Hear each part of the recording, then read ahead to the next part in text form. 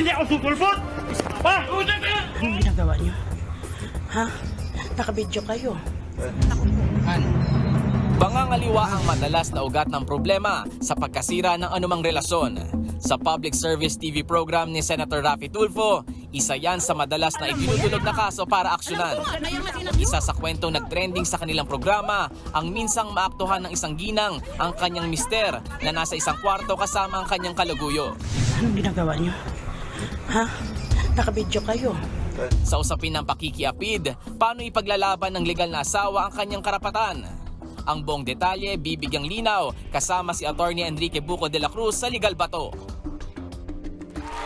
Ay, naku naman, controversial yan. O para po sa mga kapatid natin diyang may hugot o #relate sa topic natin, tumutok na kayo. Ito na live ang nagbabalik na legal expert natin si Attorney Buco de la Cruz.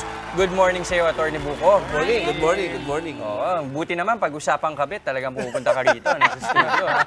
Hindi, joke lang. Hindi, kasi mahalaga usapin yan. Marami makaka-relate. Kailangan talaga pag-usapan natin yan. Your mouth, You need alcohol for that? Baka nanonood yung misis ko. Oo, parang baka i-exit na si mapag-isip pa. Attorney. Hindi, ito, Attorney, unang tanong. Ano yung pwedeng ikaso sa Mr. o sa Mrs. na may kalaguyo at gaano ba kabigat ang pwedeng parusa sa ganyan? Actually, alam mo, may unfair yung treatment ng batas natin dito. Pag ang isang kasal na babae ay nakipagtalik sa hindi niya asawa, kaso na yon. Kulong siya, kulong siya. Yung babae? Oo, 6 years yan. 6 years ang parusa. So, non-probationable siya. 6 years yan eh. Sabihin talaga makukulong siya. Pag lalaki, nakipagtalik sa hindi niya asawa, siya makukulong. Ha? Bakit ganun? Oo. Bakit nga ganun, attorney? Adultery kasi yung sa babae na nakipagtalik sa hindi niya asawa. Pag lalaki, concubinage. Para makulong ang lalaki, kailangan ibahay niya yung babae. Or dalhin niya sa sarili niyang bahay at doon sila magtalik. Or magtalik under scandalous circumstances. At kung sakasakaling mahuhuli mo siya, yung kalaguyo niya, walang kaso. Grabe. May anong parusa sa concubinage? May video ngayon. 4 years imprisonment. Mas mababa. Probationable yun. Sa babae? 6 years. 6 years. Oo, kulong yun. Yung sa lalaki, pwede mag-community service. Bakit nga ganun? Talagang bumalik pa rin sa tanong na bakit nga ganun? Alam mo, salamat at kayo sa tanong. Bakit nga ganun? Ganyan ang treatment eh. So dapat talaga maamyendahan yan para gender neutral. Natutuwa naman kami ni Dimples na kayo ang nababagabag, yung mga lalaki, no? May mga kinatatakutan ba? Para kayong may mga... Oy, Jazz, ikaw may question ka. So, paano kung ma-caught in the act mo si Mr. Yan, parang ganyan, no, sa o si video. Mrs., diba, na may ginagawang milagro kasama ang kabit, no? May kaso ka bang pwedeng harapin kung masaktan o kaya makapatay ka sa sobrang... Kunwari, nagdilim yung paningin mo. Yes. attorney.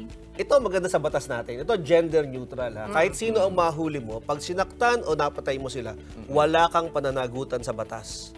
Basta caught in the act. Ito yung... In flagrante delicto yung ba yun? Naririnig ko lagi yan Kaya sa pag mga may nahuli kang pinulot ko. nanlilin lang sa'yo, lalaki man o babae, exempted ka from criminal liability under Article 247 ng Revised Okay. Penal Code. Pero sa pagsasabi mo yan, attorney, sana naman po yung mga nandyan din, hinay-hinay din tayo. Tama Hindi rin nga. natin Yes. ini-encourage Yes. yun. Saka paano mo patutunayan yun? Oo, kasi ikaw ang magpapatunay. Ang burden nasa iyo na Oo. ginawa mo yon na Dahil caught in- nagalit Oo. ka. Dahil caught in the act mo. Okay, ang ganda ng usapan. Parang ang dami pang tanong ni Chester. Kala mo siya yung may asawa. Hindi, na-bother ako yung kanina yung sa neutrality, nung kaso sa babae at sa talaga siya lalaki. pantay. Oo. Okay, ganito No? ha, kung meron pa kayong mga gusto itanong, i-Facebook nyo sa amin. Okay. At itatanong natin kay Attorney Buco at papaalam namin sa inyo mga sagot. Thank you so much, Attorney Buco. Attorney, maraming salamat. Ingat ka ha. Appreciate namin nandito ka live, ha? Mga kapatid, Justin Quirino po. Masayang kwentuhan at makapulahang informasyon ang hatid namin tuwing umaga. Kaya mag-subscribe na at mag-follow sa social media pages ng News 5.